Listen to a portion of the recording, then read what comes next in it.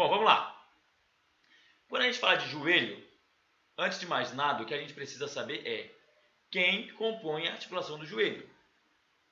Muita gente pode pensar que o joelho é composto por tudo isso aqui, mas não.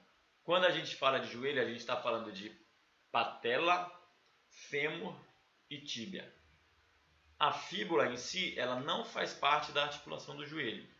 Os movimentos da fíbula vão estar muito mais relacionados ao movimento do tornozelo lá embaixo e não ao movimento do joelho em si.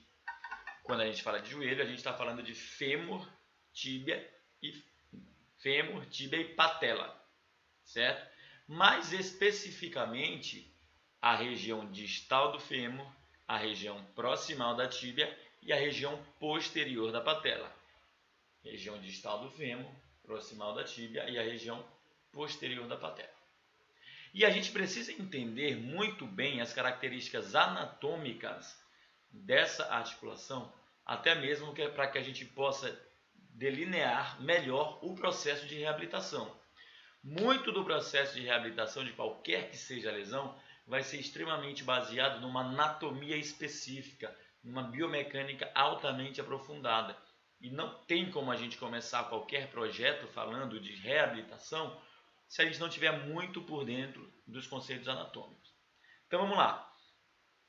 Em relação ao fêmur, a primeira coisa que precisamos saber é: o fêmur ele possui dois côndilos, certo?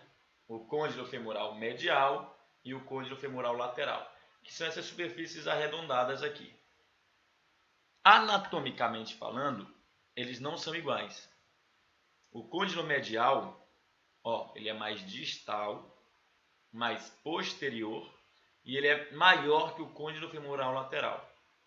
Então, olha lá. Ele é mais distal, mais posterior e maior do que o côndilo femoral lateral. O que para a gente já traz uma característica muito importante, porque o fato desses dois côndilos não serem iguais, eles terem anatomia diferente, vai fazer com que haja algumas repercussões biomecânicas importantes para o joelho. Vocês já ouviram falar, por exemplo, no mecanismo do parafuso do joelho? Ou do travamento automático do joelho nos últimos 15 graus de extensão? Isso acontece justamente porque a anatomia dos côndilos femorais é diferente. A gente pode ver aqui, nessa imagem, o côndilo femoral medial, ele é maior e é mais distal do que o côndilo femoral lateral. Tá vendo que aqui está mais baixo do que aqui? Então vamos lá, o côndilo femoral medial é maior do que o côndilo femoral lateral. Então vamos lá, imagina que aqui nós temos os côndilos, e embaixo dos côndilos nós temos a tíbia. E lembrem-se, o côndilo femoral medial é maior. Então vamos lá, o côndilo femoral lateral menorzinho e o côndilo femoral medial maior. À medida em que você estende o joelho, À medida em que você estende o joelho, que a sua tíbia vai deslizando anteriormente no seu joelho, deslizando nos côndilos, o côndilo femoral lateral ele é menor. Se o côndilo femoral lateral é menor, à medida que a tíbia vai deslizando para frente, vai chegar um momento em que a superfície articular medial vai acabar, concorda comigo? Porque ele é menor. Só que a gente ainda tem superfície articular medial. Então, quando a tíbia vem, à medida em que acaba a superfície articular lateral e você ainda tem superfície articular medial, o que vai acontecer com a tíbia? Ela vai acabar dando uma rodadinha para a lateral, porque ainda existe superfície articular medial. E essa rodadinha lateral que a tíbia dá nos últimos 15 graus de extensão do joelho é o que permite, por exemplo, com que você e o seu paciente ou qualquer pessoa consiga ficar em pé sem precisar contrair o quadríceps. É isso que permite o chamado mecanismo de parafuso do joelho ou mecanismo de travamento automático do joelho, que acontece nos últimos 15 graus. Porque você está indo, o compartimento lateral acaba, o compartimento medial ainda existe e a tíbia acaba rodando lateral. E por que é importante saber disso? Em um pós-operatório de joelho, por exemplo, se o paciente está com um pós-operatório de LCA com 2 meses, vai. 1 mês e meio para 2 meses. 2 meses. E está com bloqueio de extensão. Quais os movimentos que você vai precisar trabalhar nesse paciente? Você vai precisar trabalhar o deslizamento anterior da tíbia, que a gente vai ver mais para frente, mas também a rotação lateral da tíbia, que é o movimento que acontece nos últimos 15 graus. Tá vendo só? A anatomia diretamente ligada ao processo de reabilitação. Diretamente ligada à fisioterapia.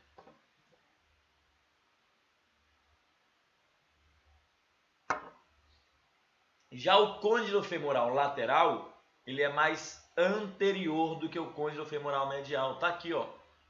Ele é mais anterior, tá aqui. Eu já sei que isso aqui é lateral. Côndilo femoral lateral é mais anterior, ele é mais largo, ó. A junção desses dois côndilos na sua região anterior é o que a gente chama de tróclea, que é a região do joelho que vai receber a patela. Essa região aqui, ó, entre os dois côndilos, tá? Essa é a chamada tróclea que vai receber a patela. Opa, deu um negocinho aqui. Vai receber a patela. Tá aqui ela, a tróclea. A tróclea eu já falei para vocês, é essa estrutura bem aqui, ó. Esse Vzinho aqui, ó, esse Vzinho é a tróclea, tá vendo?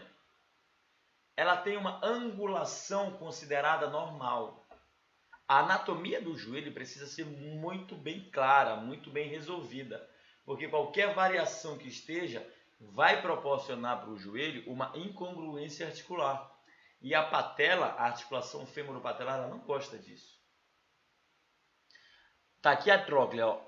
Esse ângulo aqui da tróclea, que a gente chama, que é uma linha que vai lá do fundo da tróclea para a sua região medial, e outra linha que vem do fundo da tróclea para a sua região lateral, esse ângulo precisa ser entre 135 e 145 graus. Aqui, ó. Essa aqui é a articulação femoropatelar ou articulação patelofemoral, como queiram. Esse ângulo aqui, ó, vermelhão, é o ângulo da tróclea, que deve ser entre 135 e 145 graus. Tá aqui, ó, deve ser assim. À medida que nós temos um ângulo da tróclea maior do que 145 graus, então tá aqui, ó, aqui é 145. Se esse ângulo está maior do que 145, você concorda comigo que essa patela vai ficar mais solta aqui dentro? Era para ser assim. Aqui a patela está no meio. Só que está aqui, ó. Está maior do que 145. Essa patela ela fica mais solta lá dentro. E aí a gente vai ter mais risco de quê? De instabilidade femoropatelar. A gente vai ter mais risco de luxação femoropatelar. É um paciente que tem um risco de luxar a patela maior do que um paciente que tem uma tróclea normal, por exemplo. Quando esse ângulo é maior do que os 145 graus, é o que a gente chama de tróclea rasa, que é um dos principais fatores predisponentes à instabilidade femoropatelar, luxação femoropatelar. Essa patela tende a sair do lugar. E por que é importante saber disso? Você tem um paciente com uma patela, com uma tróclea rasa, você já sabe que o risco dele luxar a patela é muito maior. Se você está trabalhando, está tratando um paciente que tem tróclea rasa e essa patela luxa, você já sabe que a sua evolução pode ficar altamente comprometida. E às vezes você faz tudo por essa pessoa, todo o protocolo que a gente vai passar aqui mais para frente. E essa pessoa não fica boa. Não vai ficar boa por quê? Porque anatomicamente falando, existe um desfavor aí para esse paciente. E aí a gente vem para a patela, o segundo osso que faz parte da articulação do joelho, a articulação patelofemoral, tão falada articulação patelofemoral. Aí eu pergunto para vocês, quantas articulações femoropatelares vocês acham que nós temos? Aqui eu não estou aqui para falar o que vocês já sabem. A gente vai em uma anatomia mais aprofundada. A gente vai numa biomecânica muito mais específica, muito mais aprofundada também. A gente vai começando do básico e a gente vai chegar até um nível mais alto. Mas vamos lá. Quantas articulações femoropatelares o seu paciente tem? Muitos de vocês vão dizer duas, né? Uma no joelho direito, outra no joelho esquerdo. Mas não. Atrás da patela, né? E na frente do fêmur, a gente tem o que a gente chama de 7 articulações femoropatelares. Vamos lá. A patela é o maior osso sesamoide do corpo, beleza, isso todos nós sabemos, né? Vamos lá, a patela possui a sua faceta lateral e a sua faceta medial. O que é uma faceta lateral e a faceta medial da patela? Nada mais é do que a metade dela para lateral é o que a gente chama de faceta lateral. Na verdade não é na metade, porque esses tamanhos são diferentes, tá? E dessa região aqui para medial é o que a gente chama de faceta medial da patela. Cada círculozinho desses aqui que vocês estão vendo, ó, são outras pequenas facetas patelares. Então vejam só, na região lateral, Amir, como é que você sabe que isso aqui é a região lateral e não medial? Está aqui a fíbula. Se a fíbula está aqui, isso aqui é a região lateral e aqui é a região medial. Uma outra forma da gente saber é o seguinte, lembra que a tróclea lateral ela é mais anterior e ela é mais larga do que a tróclea medial? Então vocês estão vendo aqui, ó, mais larga, mais anterior do que a medial, certo? Então, tá aqui esse joelho, ele estava, vocês estão vendo a patela, ó, na sua região posterior, tá? Vocês estão vendo essa região da patela aqui. Então, essa patela foi rebatida e vocês estão vendo a região posterior dela. Essas duas facetas aqui é o que a gente chama de faceta superior, faceta média e faceta inferior, tá? Por quê? Porque essa patela era para estar assim, ela está rebatida. Então aqui a região inferior, faceta média e faceta superior. E aqui, ó, na região da faceta medial, a gente tem o que a gente chama de faceta de OD, ODD. E por que é importante a gente saber disso? Porque dependendo do posicionamento que está o seu joelho, é uma dessas facetas aqui que vai estar em contato com a tróclea. É uma parte da articulação femoropatelar que vai estar em contato com a tróclea. É isso aqui, por exemplo. Ó. Quando o seu joelho está em extensão, quais as facetas que vocês acham que vai estar em maior contato com a patela? Com a tróclea, desculpa. São as facetas superiores, as médias ou as inferiores. E quando o joelho está em flexão, quais as facetas que estarão em contato? Superiores, médias ou inferiores? Visualizando assim, dá até para perceber um pouco mais. À medida que o seu joelho está estendendo, a sua patela superioriza, tá vendo? A patela ficou mais para cima, ó. E à medida que você flexiona o joelho, a sua patela inferioriza em relação ao fêmur. Então, quando o joelho está em extensão, as minhas facetas inferiores é que estarão em contato com a tróclea. Quando o meu joelho estiver em extensão, quando o meu joelho estiver em extensão, as facetas inferiores estarão em contato com a tróclea. E à medida que a gente vai flexionando o joelho, as facetas superiores vão entrando em contato com a tróclea. E quando a gente está em aproximadamente 60 graus, é quando a gente tem, ó, a coaptação melhor da patela com o fêmur. À medida em que você flexiona o joelho, a sua patela inferioriza. E à medida em que você estende o joelho, a patela superioriza. E por que é importante saber disso? Chega uma vovozinha para você, ou um paciente com dor femoropatelar, tem dor difusa na região anterior do joelho, e vai se queixar de dor para você quando está subindo escada. Certo? Mas quando ela está subindo escada, mas ó, nesse momento aqui, ó, na extensão final da escada, nos últimos 10, 15 graus de extensão, você já sabe que as facetas que provavelmente estarão comprometidas aí serão as facetas inferiores, porque são elas que estão em contato com a tróclea durante o movimento de extensão. Já se a dor for com angulações maiores de flexão, aonde vai estar o problema? Nas facetas superiores. E aí, se você vai fazer algum recurso eletrotermofototerapia, um laser, por exemplo, você não vai precisar fazer em toda essa patela. Ganhe tempo. Faça exatamente naquela região que realmente está mais comprometida. Tá? Apesar do laser não cicatrizar a cartilagem, certo? Mas ele vai ter um poder anti-inflamatório das estruturas adjacentes à cartilagem no joelho. Certo? E a partir do momento em que você tem uma patela mal posicionada, ou uma patela alta, ou uma patela baixa, ou uma patela lateralizada, por exemplo, isso vai comprometer 100% da artrocinemática, da biomecânica do joelho. Por isso que é interessante que a gente veja se anatomicamente tem alguma variação, né? Então a gente precisa entender da anatomia. A gente precisa ver se essas estruturas ósseas, agora a gente está falando de osso, estão bem posicionadas. Porque está aqui, ó.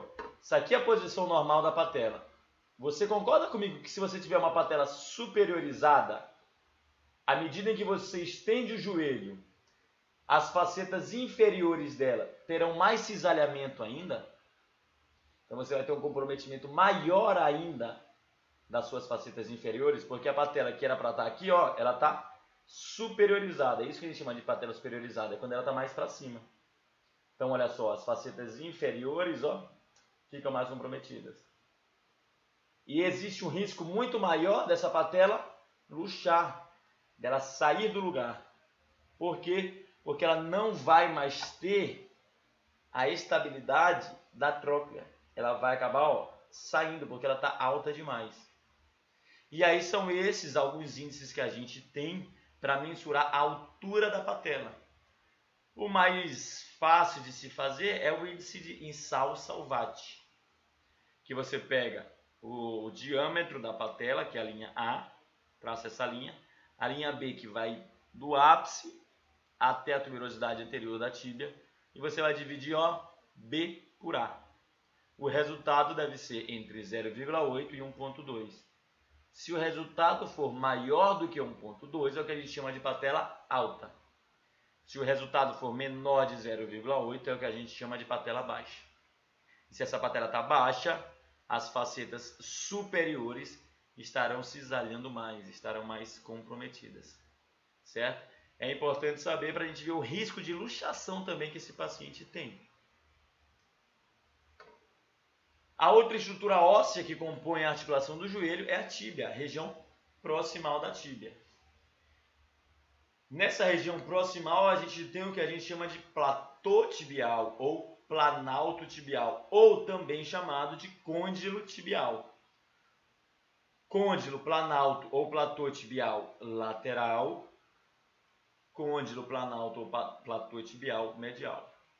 E olha só que interessante, vocês lembram que eu falei para vocês que o côndilo femoral medial ele é mais para baixo, ele é mais distal? Então, teoricamente falando, o seu côndilo ou platô ou planalto tibial lateral deveria ser mais alto e o côndilo medial é que deveria ser mais para cima aqui. Porque se o côndilo medial está mais para baixo, certo? A tíbia que está abaixo dele deveria ser mais baixo também. Só que essa região aqui, ó, no côndilo femoral, desculpa, no côndilo tibial lateral é mais rasa do que aqui. Aqui, ó, é como se a gente tivesse uma superfície mais funda para receber todo o côndilo. Então é como se ele fosse mais côncavo, né? Eu sempre confundo côncavo e convexo. Mas aqui é côncavo e aqui convexo, eu tenho quase certeza disso. Então aqui, ó, é como se essa região aqui, ó, é como não, essa região ela é mais côncava, ela é mais funda para poder receber o côndilo femoral medial. Beleza? Em cima dessas duas estruturas a gente tem o que a gente chama de menisco. São dois, certo? Menisco lateral e menisco medial, que são estruturas de fibrocartilagem que tem a função principal, ou pelo menos é o que dizem, a gente vai ver que tem uma função muito maior do que isso, mas uma função de amortecer o impacto, amortecer a carga do fêmur com a tíbia. Além disso, a gente vai ver que daqui a pouco aqui existe uma outra função, mas vamos lá. Quando a gente fala de ligamentos do joelho, se eu perguntar para você agora, quantos ligamentos possui um joelho? Em um joelho? Você vai me dizer muito provavelmente 4. Quais são eles? Ligamento cruzado anterior, ligamento cruzado posterior, ligamento colateral lateral e ligamento colateral medial. Esses são os 4 ligamentos que vocês vão falar. Mas só no menisco a gente tem 4 estruturas ligamentares, que são os ligamentos coronários, o ligamento transverso, os ligamentos menisco-femorais, que são 2, e o ligamento colateral medial, que tem contato direto com o menisco. Vamos lá, qual é cada um deles? Vocês estão vendo aqui, ó, o menisco medial. Na sua região anterior, no que a gente chama de corno anterior do menisco, tá vendo que tem uma cordinha aqui, ó? Uma cordinha que sai do corno anterior do menisco medial e vai até o corno anterior do menisco lateral. Isso é o que a gente chama de ligamento transverso, que vai unir o menisco medial ao menisco lateral. Ligamento coronário. Ligamento coronário vai prender o menisco, está aqui nessa região, a tíbia, porque senão o menisco ficaria solto lá. Então ele é preso pelo ligamento coronário. Ligamento menisco-femorais é o ligamento de Humphrey e o Risbang. Aqui, ó, Humphrey, menisco femoral. Sai do menisco, ó, vem seguindo bem aqui esse cordãozinho, ó, e vai para o fêmur. Ligamento de Humphrey. E aqui mais atrás o ligamento de Risbang, que antigamente eram tidos como filamentos do LCP. Mas hoje em dia já se sabe que não tem nada a ver com o LCP. O ligamento cruzado posterior, ele tem inserção na tíbia. E os ligamentos menisco-femorais não, eles saem do menisco. E temos ainda o ligamento colateral medial, está aqui ele, ó, sai do epicôndilo medial do fêmur. E o seu feixe profundo tem contato direto com o menisco. E está exatamente aqui onde eu estou passando o mouse agora.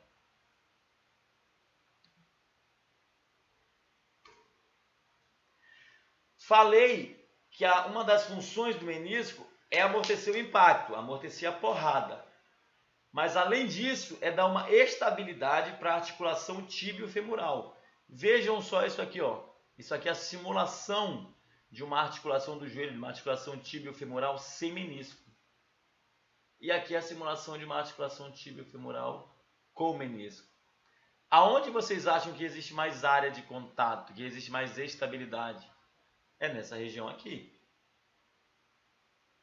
onde estão os meniscos. Ele melhora a área de contato do fêmur com a tíbia, promovendo mais estabilidade. Quanto mais área de contato a gente tem, melhor é para a articulação, porque a pressão é distribuída naquela área. Pressão é igual a força sobre área. Quanto maior a área de contato, menor é a pressão. E vice-versa. O menisco dói, o menisco ele é inervado. O menisco é vascularizado? O menisco é vascularizado também, então ele tem um poder cicatricial, mas depende muito da região do menisco. Tá aqui o menisco, ó. Quanto mais próximo da periferia tiver, quanto mais fora da articulação tiver, então essa região aqui, ó, que eu tô com o dedo, mais vascularização tem o menisco. Mas quanto mais para dentro lá da articulação, lá dentro, tiver, menos vascularização tem o menisco. E por que a gente precisa saber disso? Porque existem 2 tipos de procedimento cirúrgico. Ou a menissectomia, que o cirurgião arranca o menisco, ou a sutura de menisco, que nada mais é do que a costura do menisco e espera esse menisco cicatrizar. De uma forma mais didática, ó, tá aqui, ó, quanto mais fora da articulação, isso aqui é o menisco, certo? Menisco. Isso aqui é a região periférica e aqui é a região central. Quanto mais na periferia estiver, mais vascularização tem. Então aqui o cirurgião pode fazer uma sutura de menisco, porque é o que a gente chama de área vermelha. Tem um alto poder cicatricial. Se for nessa região intermediária, tem que pesar se vale a pena fazer uma sutura ou se tem que fazer uma menissectomia. E se a lesão for aqui na região mais interna, o mais indicado, na verdade, o indicado é a menissectomia. Por quê? Porque aqui não tem sangue, não tem oxigênio, não tem vascularização. Então não tem poder de cicatrização. A principal indicação de se fazer uma sutura são aqueles atletas jovens. Por quê? Se é um atleta jovem, você já faz a retirada do menisco, ele vai utilizar muito esse joelho durante toda a prática esportiva dele, o risco de desenvolver artrose de forma mais precoce aumenta consideravelmente. A gente vai falar especificamente do ligamento cruzado anterior, vai falar do ligamento cruzado posterior mais para frente. Mas a gente precisa entender que o ligamento cruzado anterior não é simplesmente um cordão. Ele é um cordão duplo, ele possui duas bandas. Essa banda aqui, ó, a banda anteromedial do ligamento cruzado anterior, e aqui a banda posterolateral do ligamento cruzado anterior. Que durante o movimento de flexão e extensão do joelho, elas torcem-se entre si, tá vendo? E à medida que você faz a flexão, a banda anteromedial do LCA fica mais tensa do que a banda posterolateral. E quando você faz a extensão do joelho é o contrário. A banda posterolateral fica mais tensa do que a banda anteromedial. O que não quer dizer que a banda anteromedial está tensa durante a flexão e a posterolateral está tensa durante a extensão. Não. O LCA está tenso durante a extensão do joelho. Mas em comparação uma com a outra, a banda anterior está mais tensa da flexão e a banda posterior está mais tensa durante a extensão. O outro ligamento do joelho é o ligamento cruzado posterior, que também possui duas bandas. Só que agora é banda anterolateral e a banda posteromedial. Aqui a banda anterolateral e aqui a banda posteromedial. Troca. Se no LCA é anteromedial, no LCP é anterolateral. Se no LCA é posterolateral, no LCP é posteromedial. Mas a banda anterior é que vai estar mais tensa, tanto no LCA como no LCP, durante o movimento de flexão. Um outro ligamento que a gente tem, ligamento colateral medial. Voltando, qual é a função do LCA? Aqui é a tíbia, tá aqui, ó. A função do LCA é evitar o movimento de cisalhamento anterior da tíbia, evitar com que a tíbia anteriorize demais em relação ao fêmur. Já a função do LCP é evitar que essa tíbia posteriorize demais em relação ao fêmur. Ele restringe esse movimento. Já o ligamento colateral medial, está na região medial do joelho, e é responsável por evitar o estresse em valgo do joelho, certo? Evita o estresse em valgo da articulação do joelho.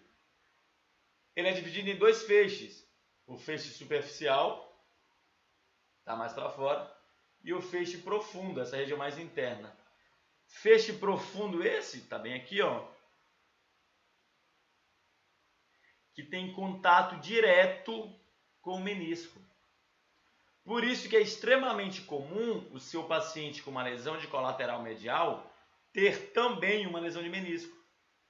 Porque à medida que você faz um estresse em valgo muito grande, você acaba tracionando o colateral medial, que acaba tracionando o menisco também. E se houver a lesão dessas duas estruturas, ligamento colateral e menisco medial, associado à lesão do ligamento cruzado anterior, é o que a gente chama de tríade infeliz do joelho. Ligamento cruzado anterior, ligamento colateral medial e menisco medial. Tríade infeliz. Isso é interessante porque cai bastante em provas de concursos por aí.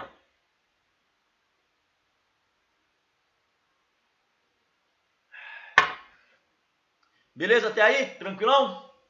Vamos lá que tem muita coisa ainda. Ligamento colateral lateral. Sai do epicôndilo lateral do joelho e vai para a cabeça da fíbula. Olha só. É um ligamento da articulação do joelho, mas que tem inserção direta em uma estrutura que didaticamente não faz parte da articulação do joelho, que é a fíbula. Tá? Didaticamente falando, ela não faz parte da articulação do joelho. Mas a gente tem estruturas como o ligamento colateral lateral, a banda iliotibial, que vão ter contato direto aqui da cabeça da fíbula, fazem parte da articulação do joelho, mas estão inseridas em estruturas que não fazem parte dessa articulação. Qual é a função do ligamento colateral lateral? Evitar o estresse invário do joelho. E aí é que vem a parada, que é o chamado o canto posterolateral do joelho, que é talvez a região mais obscura do joelho. Em algumas literaturas vocês vão ver o dark side, ou o lado obscuro do joelho, que é o canto posterolateral, que são várias estruturas que juntas vão ter principalmente duas funções no joelho, que a gente vai entender já já quais são elas. Antes disso, a gente precisa entender quais as estruturas que fazem parte do canto posterolateral. Essas estruturas são ligamento colateral lateral, ligamento fabelo-fibular. Que porra é essa? Ligamento fabelo-fibular. É um ligamento que sai da fabela e vai para a fíbula. Beleza, mas o que é fabela? Fabela é um ossinho sesamoide, né? Um pequeno osso que se tem na região posterior do joelho, que serve para aumentar a alavanca desse cara bem aqui, ó, do músculo poplíteo. Mas nem todo mundo tem a fabela. Aproximadamente em torno de 30% da população é que tem esse osso, que tem esse sesamoide. Então é mais comum que não se tenha do que se ter. Mas é normal caso tenha, se é que deu para entender. Tá? Ligamento arqueado, que sai da fíbula e vai para a cápsula posterior do joelho, que é um importante estabilizador posterior do joelho. E o músculo poplíteo, que é, sem dúvida nenhuma, o principal estabilizador posterior do joelho. É esse músculo bem aqui, ó, poplíteo. Ele sai da região lateral, ó, tá aqui o fêmur. Eu vou virar o fêmur aqui agora para você, o joelho, eu vou virar o joelho para cá. Ele sai da região lateral do fêmur e vai para a região medial da tíbia. Tá aqui, ó. Esse aqui é o músculo poplíteo, tá? Sai da lateral do joelho, do fêmur e vai para a medial da tíbia. Esse é o músculo que eu chamo de chave de fenda, é a chave de fenda do joelho. Vocês vão já entender o porquê. Para que a gente entenda a função do canto posterolateral, a gente precisa entender basicamente a função de duas estruturas. Que estruturas são essas? O ligamento colateral lateral. Qual é a função do ligamento colateral lateral? Evitar estresse invaro do joelho. Evitar varo excessivo de joelho, ligamento colateral lateral, certo? Beleza. E o músculo poplíteo, apesar de ser um músculo, ele tem uma estabilidade passiva também no joelho. O que eu quero dizer com isso? Se ele sai da região lateral do fêmur e vem para a região medial da tíbia, você concorda comigo que à medida em que eu rodo lateral essa tíbia, aqui ó, eu rodo lateral, você vai tensionar. Ó, você tensiona o músculo poplíteo, evitando, já que ele está cruzado assim, ó, evitando que essa tíbia rode muito lateral. Então ele evita estresse rotacionais do joelho, principalmente a rotação lateral da tíbia. Na verdade, não principalmente, sobretudo a rotação lateral da tíbia. o que é extremamente importante, porque lembra do que a gente falou lá no início da aula sobre mecanismo de parafuso? O que é um mecanismo de parafuso? É uma rotação lateral automática que a tíbia faz nos últimos 15 graus de rotação do joelho. Por que ela faz isso? Porque o côndilo femoral medial é maior. E quem que restringe essa rotação para que ela não vá embora é o músculo poplíteo. Então ele evita com que essa tíbia rode muito o lateral. Ele restringe essa rotação. E além disso, mecanismo de parafuso. Se é o mecanismo de parafuso, essa rotação lateral automática, é esse músculo, o músculo poplíteo, que vai fazer com que a tíbia, para dobrar, rode medial para depois fazer a flexão do joelho. Mecanismo do parafuso. Se você vai e coloca um parafuso na sua parede, para você tirar esse parafuso de lá, se você só puxar, não vai. Você precisa rodar no sentido contrário, certo? A mesma coisa no joelho. O joelho, durante os últimos 15 graus de extensão, a tíbia roda lateral. Olha onde a gente está chegando, no detalhe do detalhe. Nos últimos 15 graus de extensão, a tíbia roda lateral. Então, alguma coisa precisa rodar essa tíbia medial para desparafusar esse joelho. E quem é que vai rodar medial essa tíbia? É o músculo poplíteo, que roda medial a tíbia para igualar as superfícies articulares nos dois côndilos e a partir daí a tíbia rolar, a tíbia deslizar para posterior. Então, quem que desparafusa o joelho é o músculo poplíteo. Quem é o responsável por desparafusar esse joelho? É o músculo poplíteo. Como? Rodando essa tíbia medialmente. Certo? Que ele é um músculo, ele contrai e roda medial. Em cadeia aberta. Em cadeia fechada, a gente vai ver que ele vai rodar lateral o fêmur. Temos outros ligamentos na articulação do joelho, como os ligamentos fêmuro-patelar, né? Patelo-femoral medial, por exemplo. Ó. Ligamento patelo-femoral medial, que ele é uma espécie de face, assim, ele é mais aberto, não é um ligamento mais comum, e não é um ligamento, anatomicamente falando, da mesma forma como os demais ligamentos. Ele é disposto dessa forma aqui. E é o ligamento que é rompido quando a gente tem a instabilidade femoropatelar, quando a gente tem as chamadas luxações patelares. Uma estrutura extremamente importante que muitas vezes a gente nem sabe que existe, que é a rofa, a gordura de rofa. O que é a gordura de rofa? Eu costumo dizer que ela é o menisco da patela. É isso aqui, ó. Vocês estão vendo aqui, ó, o joelho de lado, certo? Vocês estão vendo o joelho desse jeito. Tá aqui a patela. Tá vendo essa região mais esbranquiçada aqui, ó? Isso aqui é a rofa. Aqui nesse outro joelho, tá aqui a patela. E essa região mais escurecida aqui, ó, é a rofa. Aqui nesse corte de ressonância, vocês estão vendo branco aqui, é inflamação. A inflamação da gordura de rofa, por muitas vezes, se confunde com a inflamação do tendão patelar. Por quê? Tá aqui a rofa, ó. A rofa tá nessa região bem aqui, ó, embaixo da patela, tá? Se você vem aqui, ó, se você vem aqui e aperta nessa região, por mais que seja a rofa aqui atrás que esteja inflamada, você vai apertar e vai doer.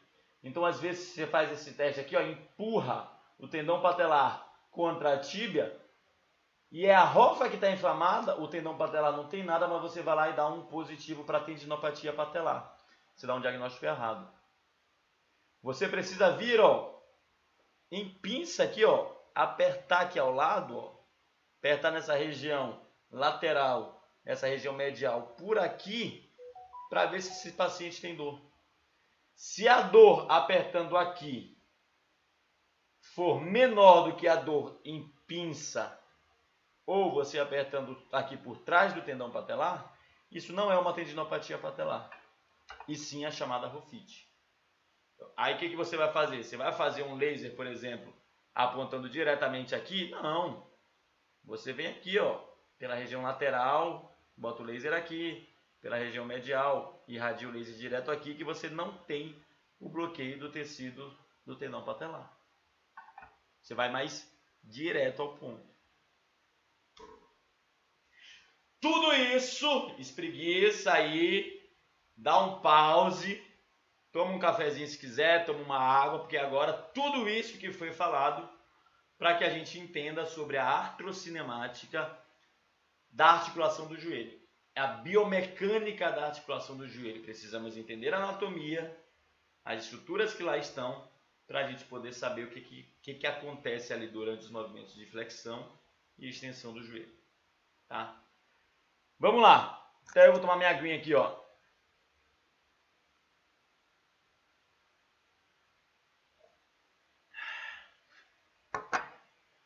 Quando a gente fala de artrocinemática, é um movimento que acontece lá dentro da articulação.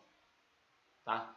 E toda e qualquer articulação, na verdade não toda e qualquer articulação, mas a grande maioria delas, vai existir basicamente 3 tipos de movimento: rolamento, deslizamento e rotação. Esses 3 movimentos. Quando a gente fala de uma estrutura convexa, o que é estrutura convexa? Aqui no caso do joelho é o fêmur, tá? Convexo. O rolamento e o deslizamento vão ser para direções opostas. Quando a gente fala de estruturas côncavas, que aqui no caso é a tíbia, ela vai rolar e deslizar para o mesmo lado. E a rotação ou vai ser para lateral ou para medial. O que eu quero dizer com isso? Vamos pensar durante os movimentos de flexão e extensão do joelho. Inicialmente agora em cadeia cinética aberta. Você está aí sentado com seu joelho dobrado, muito provavelmente. Coloca a sua mão aqui, ó, na sua tíbia. Tá, ó, bem aqui assim, ó, na sua tíbia. Deixa eu segurar aqui, ó, opa, aqui, ó, na tíbia. Isso. Coloca na sua tíbia aí, desse jeito. E estenda o seu joelho. Sai do movimento de flexão, bota assim, ó, na tíbia, e vai para o movimento de extensão. A sua tíbia ela foi para frente ou foi para trás? Ela foi para frente. Ela saiu lá de trás do joelho e ela foi para frente. Então, durante o movimento de extensão do joelho em cadeia cinética aberta é tíbia movimentando em relação ao fêmur. Como é uma estrutura côncava a tíbia, então ela rola e desliza para o mesmo lado. Então, ela rola e desliza para anterior durante a extensão. E a rotação dela é para lateral ou é para medial? Para lateral. Por quê? Justamente pelo fato do seu côndilo femoral medial ser maior. Olha só, a gente está no penúltimo slide, linkando com o nosso primeiro slide, a segundo slide da apresentação. Então, o que acontece com o joelho em cadeia cinética aberta durante o movimento de extensão? A sua tíbia ela vai rolar e deslizar para anterior e vai rodar para lateral. E durante a extensão, o que acontece? Exatamente o contrário. A primeira coisa que vai acontecer é uma rotação medial da tíbia. Quem faz isso? É o músculo poplíteo. E depois disso, ó, ela rola e desliza para posterior. Coloca aí a mão na sua tíbia e faça esse movimento que você vai ver exatamente isso acontecendo. Extensão do joelho em cadeia cinética aberta, a tíbia rola e desliza para anterior e roda lateral. Flexão do joelho em cadeia cinética aberta, a primeira coisa que vai acontecer, rotação medial, porque senão ela não vai deslizar. Por quê? Porque o joelho está parafusado. Se está parafusado, primeira coisa é voltar para a rotação medial. Então ela roda medial, depois ela rola e desliza para posterior. Certo? E aí agora eu quero que vocês me digam, então, durante a cadeia cinética fechada. Agora vai ser fêmur em relação à tíbia. O que você vai fazer? Você vai ficar em pé, tá? Coloque sua mão aqui, ó, do lado do joelho e do fêmur e agache. Me diga se ele vai rolar para posterior ou para anterior. Lembrando que como é uma estrutura convexa, né, ó, ela vai rolar e deslizar para o mesmo lado. Por quê? Tá aqui a tíbia, côncava. Tá aqui o fêmur, convexo. Se você rola e desliza para o mesmo lado, ó, vai luxar. Então ela precisa rolar para anterior e ó, deslizar para posterior para manter a congruência articular. Tá? Então durante o movimento de extensão, o seu fêmur vai sair daqui e vem para cá. Ele vai rolar, ó, sai daqui e vem para cá. Vai fazer isso aqui. Tá rolando para anterior ou para posterior? Isso aqui, ó, rola para anterior e desliza para posterior. E roda para onde? O oposto da cadeia aberta. Agora ele vai rodar para medial. Certo? É um pouco mais complicado. Vamos lá, ó. Sai da flexão e vai para a extensão. Sai da flexão e vai para a extensão. Rola para anterior, desliza para posterior. E vai rodar para medial. Por que vai rodar para medial? Porque o côndilo femoral medial é maior. Ainda existe superfície articular. Se ele rolasse para anterior e deslizasse para anterior, ia luxar. Então ele precisa rolar para anterior e deslizar para posterior. E aí ele acaba rodando medial durante a extensão. E durante a flexão, o que vai acontecer? A primeira coisa é o seu músculo poplíteo lá atrás, que vai, ó, contrair aqui, ó, contrair aqui. Então vai puxar o seu fêmur, vai rodar o seu fêmur para onde? Roda para lateral. E aí depois ele vai, durante a flexão, rolar para posterior e deslizar para anterior. Certo? Flexão do joelho em cadeia cinética fechada. Primeira coisa, o fêmur roda lateral. Depois disso, ele rola para posterior e desliza para anterior. Levanta, coloca a mão aqui, ó, do lado do seu fêmur e faz esse movimento. Tá? Que aí você vai ver, mais uma vez, recapitulando, que durante a extensão do joelho em cadeia cinética fechada, o fêmur faz o quê? Rola para anterior, desliza para posterior e roda medial. Durante a extensão vai fazer exatamente o contrário. Roda primeiro lateral, rola posterior e desliza anterior. Essa é a osteocinemática, a artrocinemática da articulação do joelho. Por que diabos precisamos saber disso?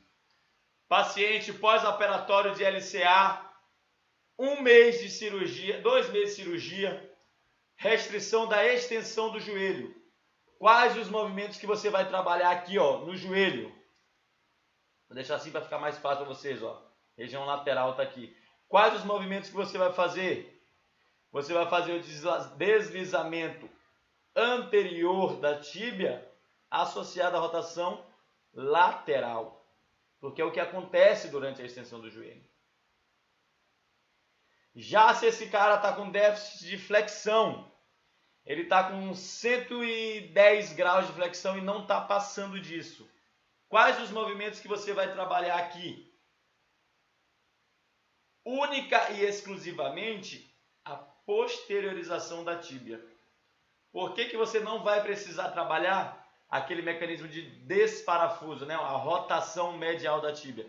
Porque lá nos 110 graus de flexão, a sua tíbia não roda mais. Ela só vai parafusar nos últimos 15 graus, então ela só vai precisar ser desparafusada também nos últimos 15 graus. Nos primeiros 15 graus, desculpa. Beleza? Bom, qualquer dúvida, qualquer coisa, deixem aqui nos comentários que a gente vai discutir muita coisa a partir de agora. Beleza? Esse é só o começo, espero que vocês tenham gostado e vamos nessa!